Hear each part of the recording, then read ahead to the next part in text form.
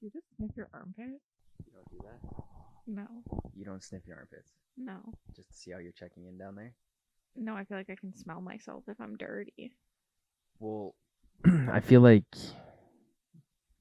you sniff them before, before you could, smell it outside of the pits, because then you know it's, Also, I don't do I think need to do something about this before other people can smell it? Because if it's on the outside, everyone else can smell it. put deodorant on this morning. And, I'm fine. I didn't put deodorant on. Well, you should have. Like a normal person. Then you don't have to smell your pits. I don't wear deodorant often, to be honest. That's why you have to smell your pits. Yeah, if I need to go put deodorant. I feel like if I put it on, I'm good for 4 or 5 days. Don't you shower? Yeah, but it gets in there. It's osmosis. When you shower and you're scrubbing yourself, your armpits will then get rid of the deodorant. Yeah, but it absorbs into your skin. Okay. Do you not agree? It does, but it kind of blocks the things. So every now and then you should have. Well, technically it depends on your deodorant. If it's antiperspirant. Perspirant? Okay, exercise your demons some more. Sometimes I do think a demon lives inside of me. What? Why? Okay, elaborate. I don't know. Sometimes I just think that, I'm heartless. But then I have rare moments of, feeling, and I'm like... So which side is you and which side is the demon? The heartless moments? Or are you No, the heartless person, the demon's like an angel in there saying, Cassidy, being civil? I mean, that is up to your own interpretation of what one's what. Well, which one do you relate more with? What does your gut tell you?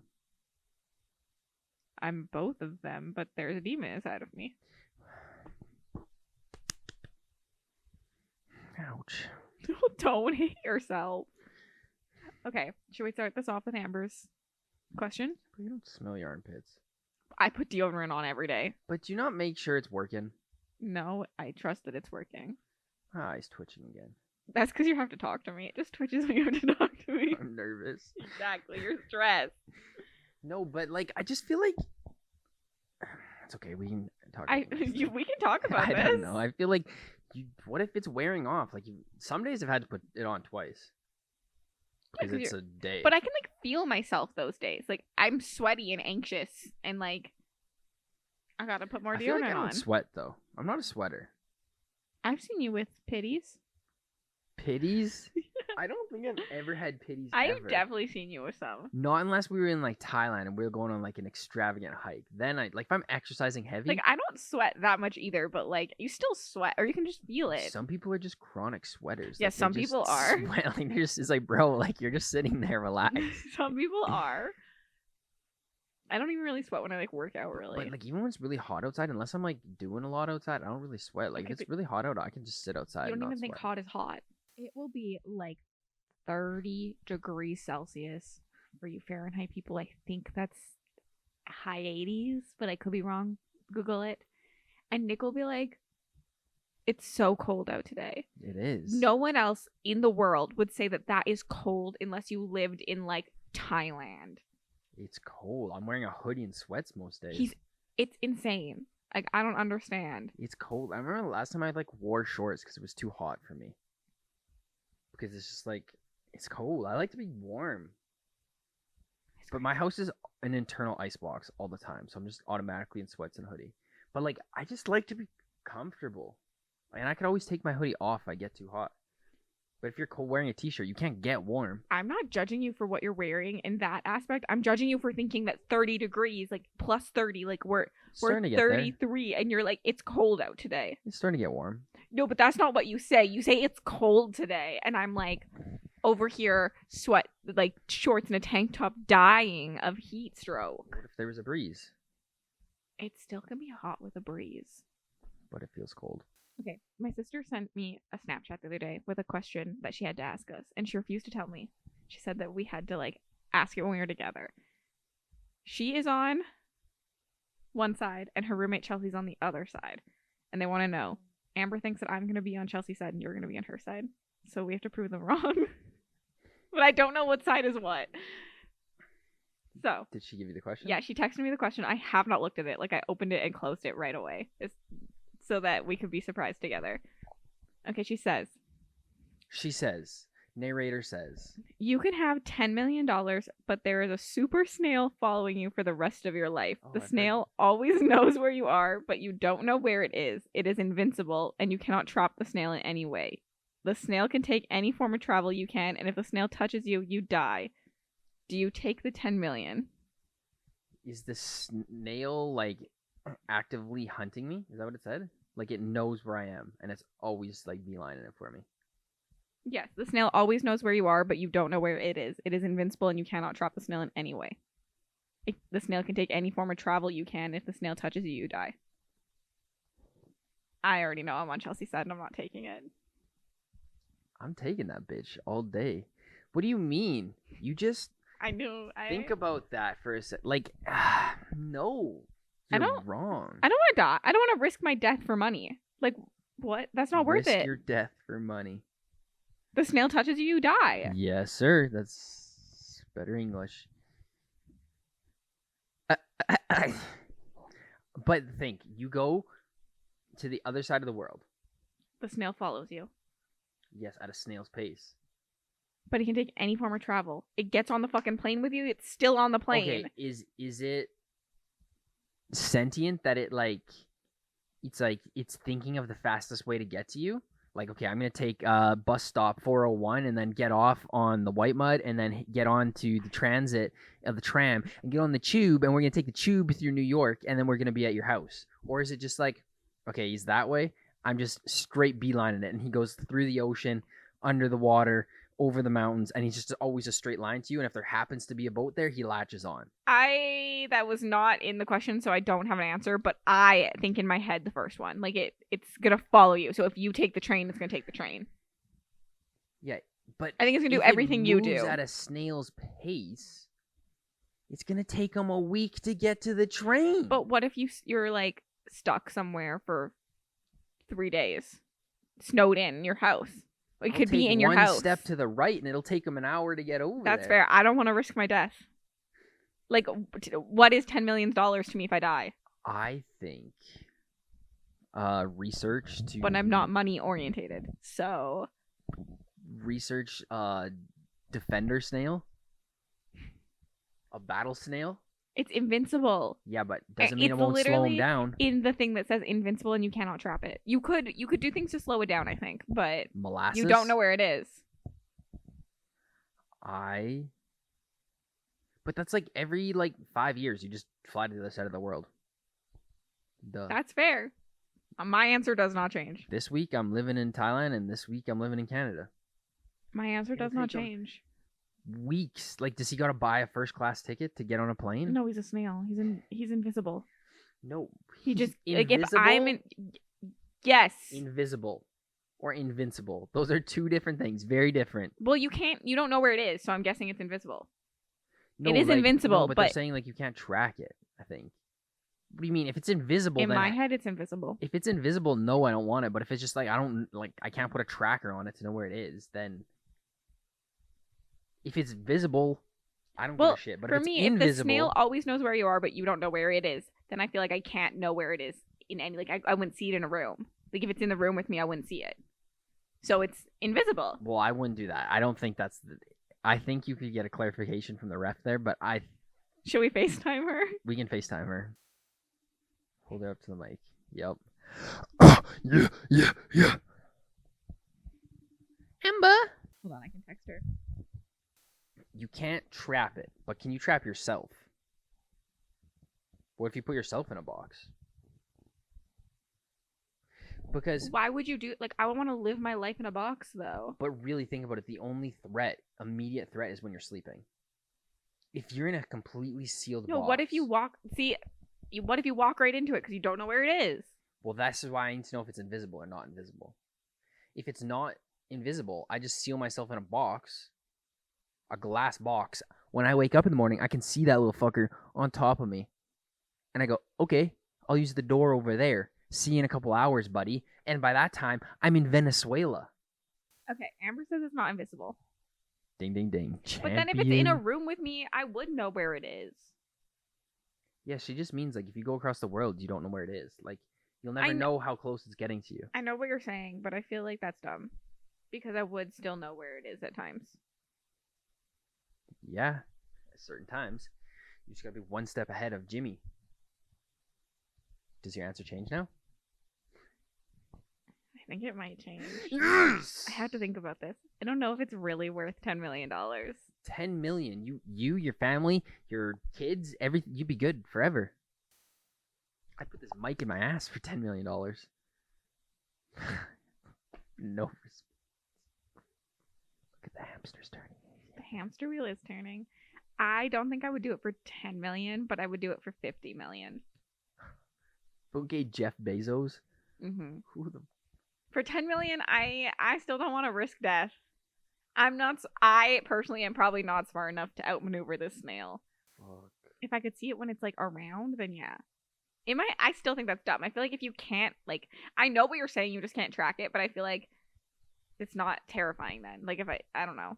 It's more terrifying if I can't see If it's it. an So I could, invisible like, snail, hell no. like, accidentally walk into it at some point. That's what I mean. Invisible snail, absolutely not. See, this whole time I was thinking invisible because you can't see it. You don't know where it is. What size of snail are we talking to? Is it like a? In my head, it's huge, a but it's dollar, or is probably it the really. size It's of, probably like, the size of a snail. Like, it's a snail. Yeah, but have you seen Gary from SpongeBob? That snail is like a dog. But I don't think Gary's a real snail size. Hey Siri. Hey Siri. Hey Siri. Hey Siri. What is Siri? the biggest snail in the world? The largest living species is the giant African snail or Ghana tiger snail, Achatina achatina, family Acatinidae, which can measure up to 30 centimeters. See, It's like This as is big as from my wiener. Wikipedia.org. it's not that 30 big. centimeters is still like, It's not that big. I think. That's pretty big for a snail. Yeah, but it's still not that big. That's what she said. That's what I say every night. I could maybe do. I think I could be talked into doing it if you can see it. It's not scary then. I think would get my dumb ass eventually. Oh, it 100% would. I'd be. That's why I think 50 million. No, I don't know, 10 million. Not enough. But just think, all you need to protect yourself is a sleeping quarters and a private jet, which you could buy all of that with 50 million, 10 million even. I'm not changing my answer. Fly. Does the snail own a private jet? Nope. Maybe it has a snail jet.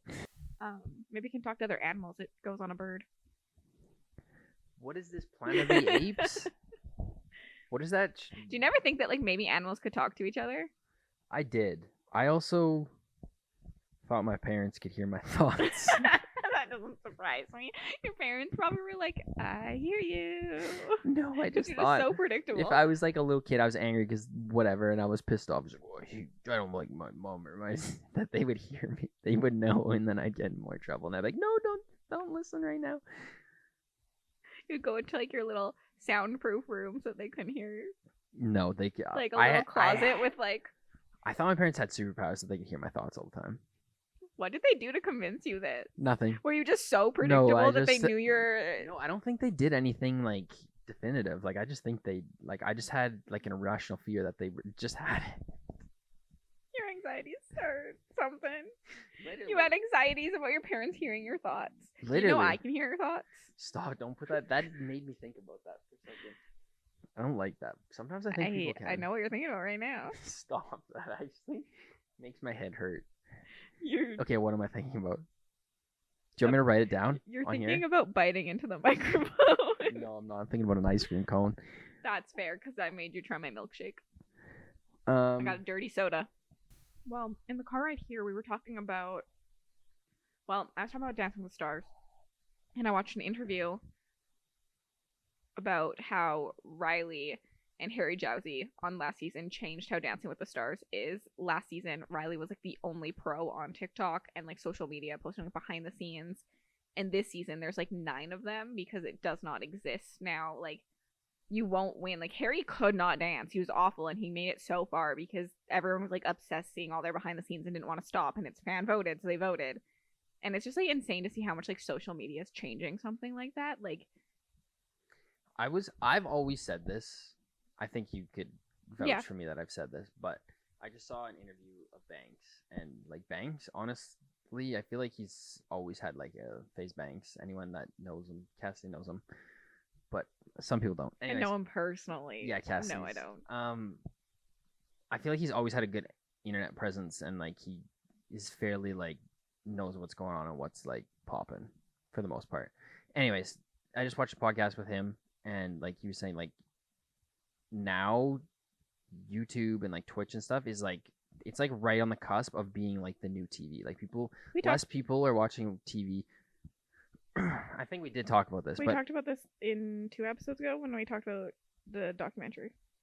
Did we? But anyways, I've always said that, but because they were talking about how like I just think it's interesting to see like I feel like our generation and like younger knew that this was a thing, but like seeing like older generations realize that like damn, I have to like commit or get lost. Like that's essentially what the person on Dancing with the Stars was saying. Like either I start posting on social media or I'm not winning this ever again. Like there's social media is gonna be. It already is like this is also part of my anxiety is I just feel like every day that goes by there's more people doing it that are like outpacing me or like you ever think doing it that I have to compete against. Do you ever hear though that like there's no one doing it like you? Yes, like but you are your brand, you are your personality. There will be people that you attract. I do agree. I don't know. It's scary how much the internet is like. It is the thing now. It's not really scary, but it is for someone that's trying to like compete with all these people. Like I know you're not competing. You are you. You have to. This is the thing that like I feel like everyone who posts on the internet has to learn is every other person is not your competition. Your only competition is yourself. What you can put out, what you love. Like you will go farther thinking about everyone else not as competition. I think. Yes, but I think your decision to like your brand and like what kind of content you want to put out and how you want to represent yourself is you. But I still feel like you still got to compete against people's quality and people's productions and stuff. Even if you have the best personality and stuff, I think if people have a better production or they work harder than you, they'll garner the attention of people before you. You being your problem, not them, because you said if they work harder than you. You're the problem then. You're the one not working harder. Yes. You're your own competition. But what if they have the fact that they just got way more money than you and they can afford way crazier production and everything just looks better and it's just organized better? One, I disagree.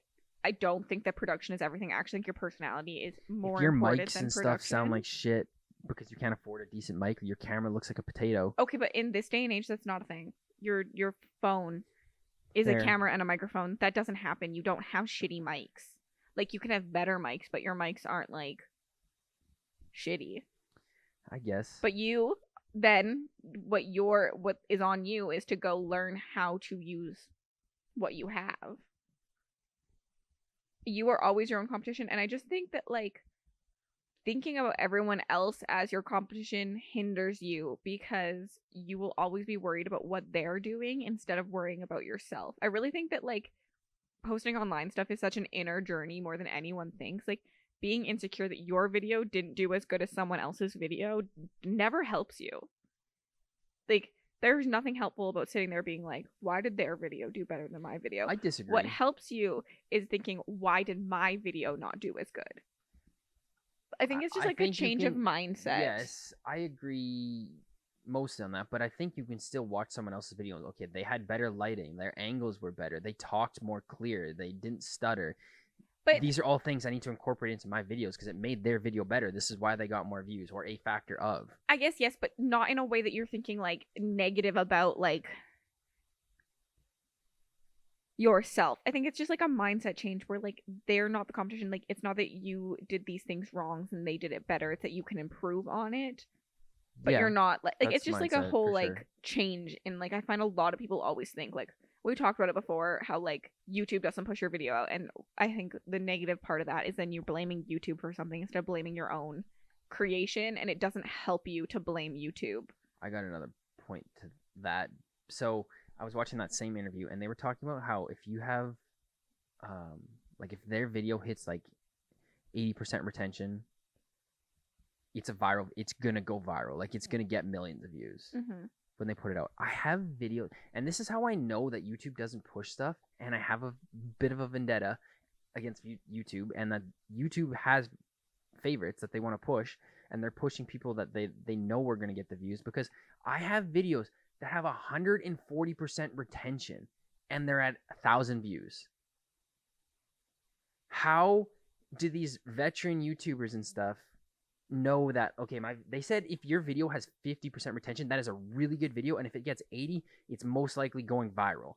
We've talked about this before. How does YouTube not see mine and start pushing it more, because it's got 140%? It doesn't push videos out. It pulls creators in. It's a mindset change. It's essentially the same concept, but it's a mindset change within you. Instead of blaming YouTube didn't push this out. Why did people not click on my video? Why did it not pull more people in? No, but I'm getting clicks. You can see the people clicking on it. You can see the graph. We had this talk, and it literally ended with you talking about a flat line and me saying yes, the same and amount of people. I re-looked at the graph, and it's not set up like that way, because I wanted to have this conversation. Because I knew that was going to be... I knew we talked about it, and I wanted to just look at it. But it's not a flat line. The graph, it is flat line, because it's a certain number of views over X amount of days. So your video... But you're getting the same amount of views every day. No. Otherwise, it would be going up or down. A flat line would mean you're getting the same amount of views every single day. It's meaning if this That's side... what a flat line means. Yeah, no, it depends how your graph is set up. If your graph on this side is set up number of views, and this side is time passed, you have X amount of views. You have 1,000 views over this much time. It's not going to drop because you have that many views. That's not how the graph is set up. If it's... It would. No. Yes, because if you have 1,000 views on Monday... and you still have 1,000 views on Tuesday, so it's just a flat line. It goes... So if it's set up Monday, Tuesday, Wednesday, Thursday, 1,000, 2,000, 3,000. Is it not... Okay, I see what you're saying. So it's like overall views, not per day. Yes. Okay. So it's total time that your videos existed on YouTube. Okay. So Monday you have 1,000 views. Tuesday you still have 1,000 views. But that means you're not increasing your views at all. Yes, you're not getting any more views because they're not pushed. They're not giving. Which then people are not clicking. Our whole issue with this is you were saying that people are watching. You're getting the same amount of views every single day. Yeah, but you can see the retention. Not the retention. So my point reach. is still proven in our last video. No, because it's the same graph when you look at reach, which is how many people they put your thumbnail on their page. But you would need it to go up then. Yeah, that means more people are clicking on it. Yes, and if it's still at the same, no, you're not getting more people every single day. Impressions are how many people eyeballed it, right? No one's gonna understand this besides us, because I'm like, hey, we're having problems following each other. Impressions are how many people saw it on the For You page, not clicked on it. Yes. So if that number flatlines, it means there's no new people that got to see it. Yeah, because not enough people clicked on it. You didn't pull enough people in. How does my video have 200% retention? They're watching it twice. But not everyone. So what happens is someone sees it and they don't click on your video. That's a negative thing. Yeah, but the fact that someone watched it 3 times is a super positive. But then it shows it to people. And if people don't click on it, then you're not getting the retention again. Even though your retention is good, not enough people are clicking on it. Because they're not showing it to the right people. Because if it goes to the right people, they're watching it 3 times. Then you need to think about how you need to fix your audience. How your thumbnail is not to the right audience that YouTube is picking in. If it's a YouTube short, you can't put a thumbnail. They solely pick where it goes. Yes, which is the whole problem with YouTube shorts, and people think that YouTube shorts are dumb. Because of this. There's a whole issue with thumbnails. I don't know. It's interesting how I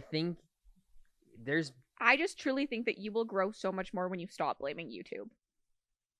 I just think that's a whole mindset change that every creator should go to. Stop blaming other people for things not doing good. Stop being like, this video didn't go on viral. It's so stupid for YouTube. Think about how you can make your next video better. Think about what didn't work, why people weren't clicking on it. I think if I know that, it's easier for me to not get as frustrated, knowing that it's easier for me to say, okay, I'm not doing anything wrong. My stuff is still good. It's something else is still going on here. Sure, maybe I can improve. But psychologically, that helps me knowing that I'm not... my videos are good enough. If they got to the right people and YouTube actually pushed them, they would do bits because... But I think that's I know still my detrimental. videos are engaging. I know that I'm editing it well enough. I know that it looks well enough that people are watching it. The thing is, your whole issue is that you're not pulling in the right people. So there's something wrong about your marketing. Maybe your video is great, but your thumbnail is wrong. And you have to think about that instead of being like, YouTube just didn't push it out. You have to think about what you could change to then make your next video have great retention, but also have great impressions, great click-throughs. You can't control impressions. Right now, YouTube is going to show that to your subscribers. Yes. If your subscriber watches it, they're going to be like, this person that likes this kind of stuff likes this. Yes. They're person heavy. They care more about what the person is watching than your content. So then what's happening right now is your booktube content, let's say, is going to go hopefully to more booktube people because I watched it. Yes. And I like booktube. But if Yes. your subscriber watches it or doesn't click on it because it's like, okay, if your subscriber watches it who likes gaming stuff, it's then going to be shown to gaming people. Yes. And then they're not going to click on it because they're not going to watch booktube content unless they like have an overlap somehow. So why are they not showing it to more gaming people? That's the question. Because it's booktube. Like that's what's going to happen. When the booktube person clicks on it, why is it not going to booktube people? It will if booktube people click on it. But also, let's say I watch video game content too. It could be like, oh, they like video game content. We're going to show it to the video game people. And then they're not going to click on it. Because it's all about the user that watches your video, not about your... YouTube doesn't really know that much about you as a creator. It knows more about the people who watch your videos. Yes, I agree. So now you have to think... to show it to 10 people isn't a sample size. Who said it's going to 10 people? I can see it on the graph. But 10 people clicked on it. 10 people... They put in 10 people's subscription feeds that looked... Not everyone looks through those feeds, you know? Like...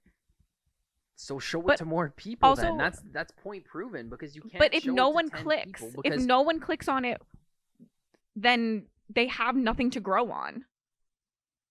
They have no data saying this person liked this video, they watched this video, they all the way through or whatever.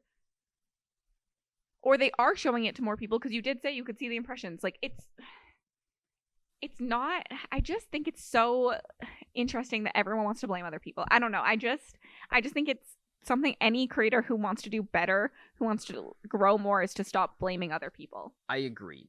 But you can't... I guess what I'm getting at is you can't tell me that there isn't a YouTube factor, that it doesn't exist. You can't say that there isn't a factor from YouTube. I don't think YouTube pushes... I just think that, thinking about it that way is just so detrimental. Obviously, Mr. Beast posts a video, it's going to go viral. It's going to show to all of his subscribers. And they're going to push it because they know it's bringing in millions of dollars all to the YouTube. Subscribers are going to watch it. Yes, but they also know that so then it's going to go to more people. Yeah, but they also know that Mr. Beast makes them millions I guarantee you, if no one clicked on a Mr. Beast video, they're not going to... It's not going to show it to more people. But 1,000 people click, so then they show it to people like that. In short, my stance is YouTube still has a factor. They can play it. They do play a factor. There is an algorithm. There's obviously an algorithm. Factor, they can. There is an algorithm. It is a business at the end of the day. Yes. But I think blaming YouTube is just so detrimental to creating content. Yes. I think you will not grow if all you do is say, this video did not do good because YouTube didn't push it out. Why did that video not do good? It's not YouTube's fault. At the end of the day, when all your stats are maxed out, click-through rate, all of the things, click-through rate, everybody's clicking on it. Retention, 200%. They're not. I have videos. We can look at them after. Okay, let's go look at them. Your click-through rate is, when they say it's over 10%, that's like the highest it can be. And when it's that, and the retention is good, people are watching the whole thing, they're engaging, they're commenting on it. What's happening there? It's being shown to more people who aren't clicking on it.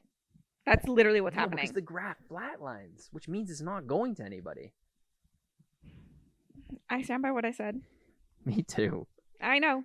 And I just think that, like, you won't grow as fast as you want to if you think that way. That's my full-on stance for any creator. Like, stop blaming other people for your lack of success.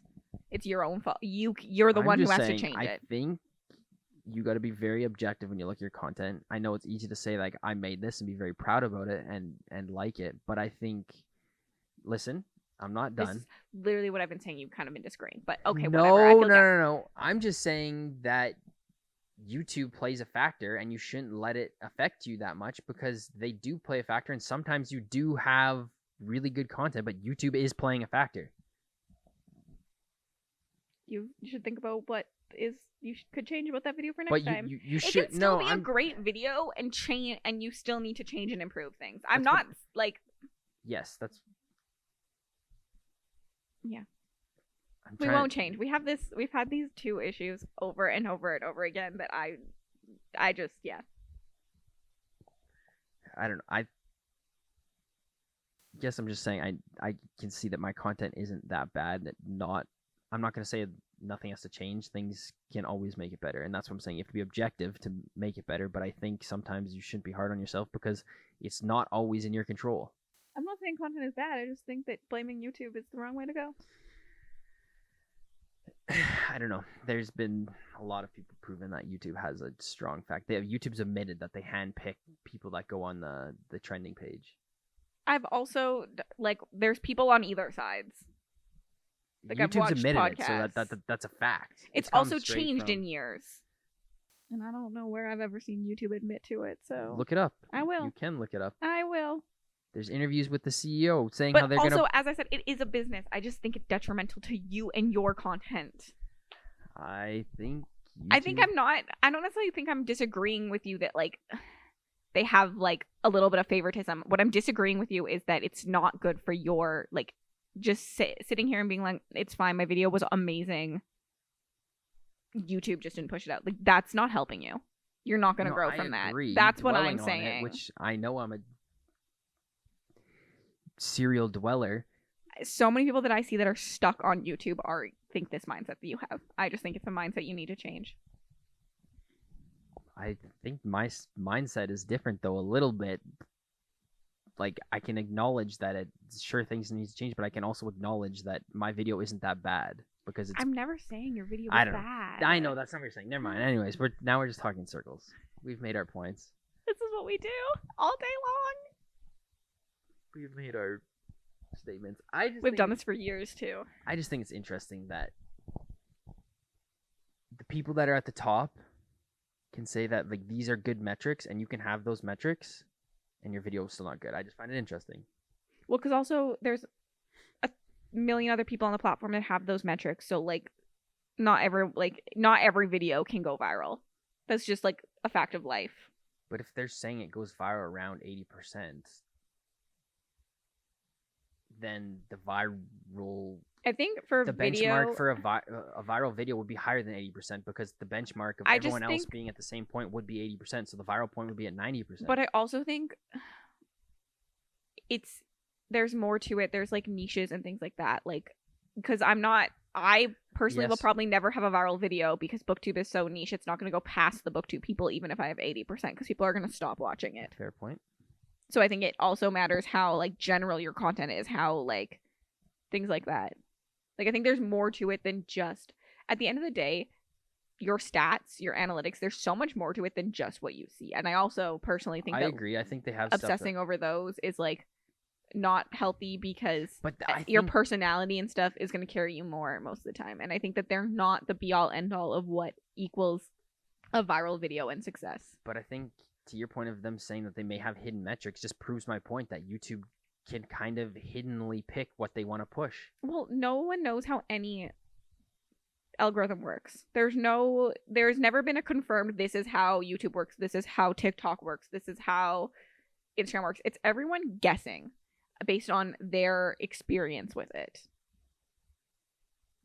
And every once in a while we get a tidbit from, like, someone who worked there or something. But it's also always changing, always evolving. The math, the science, the calculations. And there's also room for error within it. There was a study that came out from the CIA. So they took, quote unquote, 10 random people off the street, put them in a room. 9 of them were actually CIA agents.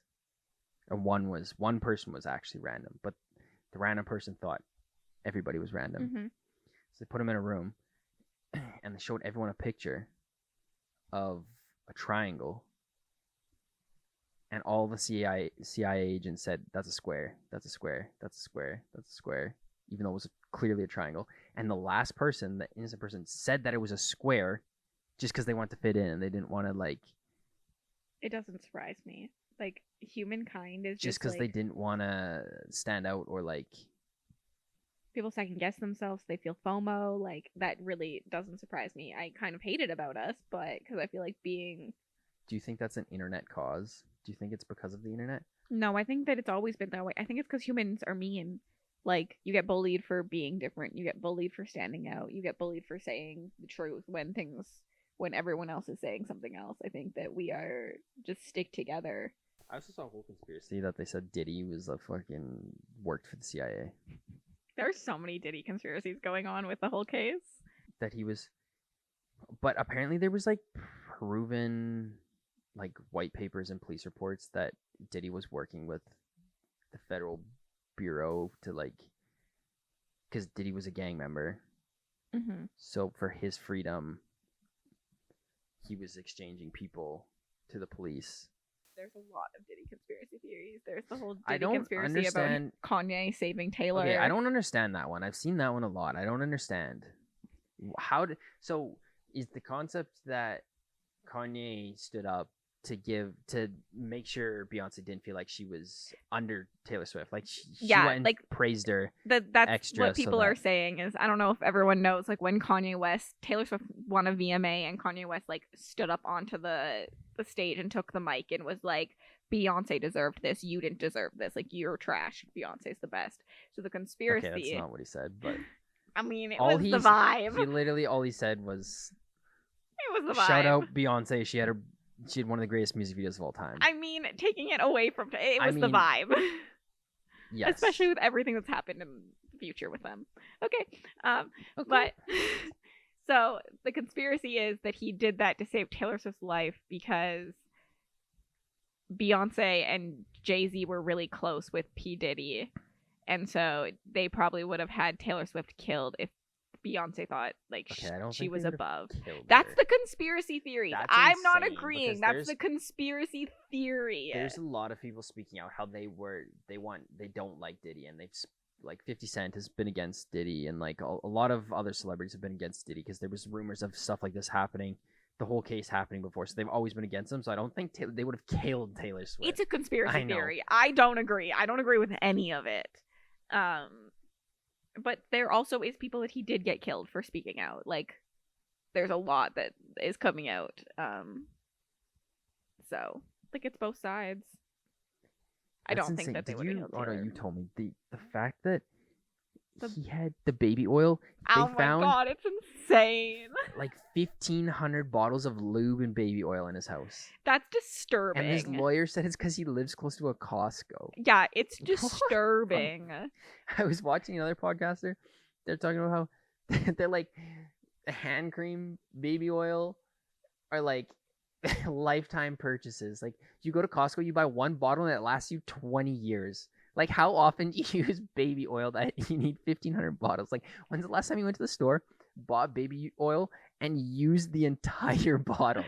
Like, I don't think I've ever bought baby oil. Same bottle in my house for the last 50 years. Yeah, it's disturbing. It's actually really, really disturbing. I'm interested to see what celebrities go down with him. Because essentially, from what I've heard, like, since the FBI are charging him, once the FBI take you to court, like, they have proof. So, very interested to see how that all goes about with his case. A lot of people say, like, that they went to parties and they didn't see anything. Like, I don't know if they're just saying, but I mean, thousands and thousands of people went through those parties. Like, those were highly... And from what I've heard it was the after parties where things like really went down. But like the parties were probably used to like find Yeah. the people. You know, it's crazy. That same interview that I was watching with Banks, and it was with the Nelk people. Like when they first started to blow up on YouTube, they got invited to a Diddy party, and they were again probably in their like young 20s, and like they said they got in. They said they don't know how they got in because they weren't really that famous, They didn't care. and like everything seemed fine, like they didn't see anything crazy.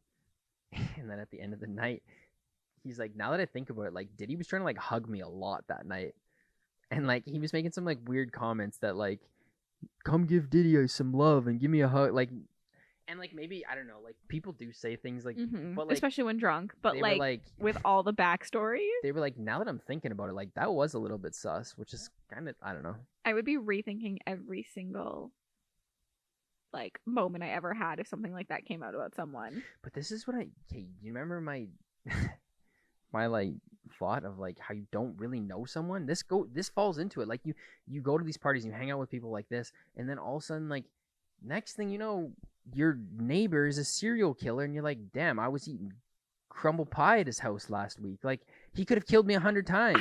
I get what you're saying. I just never have these thoughts. There's something that I understand that anyone could, but I don't like you say that you have that thought about me. Well, I don't know. Like, yeah, like I don't know I share every intimate detail of my life with you. that I know of. But you Until I don't. I think what's like insane about that is like you don't like you would think that you would just trust that person. Like I feel like there's a level of trust you're giving to people. Yes. And I get it for like a stranger or like a neighbor, but like having those thoughts about people that you've known like you sometimes said you thought about your parents. You've known your parents their entire life. Like what do you mean? Oh, But it's dark again. But it's just like it's the what if. It's not even that I don't trust you because I do, but it's like it's just a like what if, like it could like To me that comes across as like there's something in your brain that's like there's a I lot don't of things fully wrong with my trust. brain. Which is like fine. It's like not a No, deep I don't- deal because like I don't actually think that you think I'm gonna kill you one day, but like it's just It's like not in that there. I don't trust you. It's just like I don't know how to explain it other than like I don't think you could explain I it to think make me it's- not think the way I think. if you know sister, you know vibe. Like unless you I don't know how to explain it other than it's not that I don't trust you. It's just like You don't trust me. no. I don't lose sleep on it, just to let you know. Like I don't one day if I wake up and kill you, you'll just be like, man, I was correct. No, I won't even get to think that 'cause I'll be dead. No, you'll be haunting the place that I died in. We could probably end. Well, it's dark. Low estate. Are you water? You're the ocean? Yes, they call me Ricky Bobby. Oh my god. I think What? Do you know who Ricky Bobby is? I feel like you don't, but you should. Don't. You don't know who Ricky Bobby is? No. It honestly has nothing to do with water. Like, That's what I he's a NASCAR driver assume. from a movie. Like Okay, that's it. Bye. Subscribe. Ricky Bobby.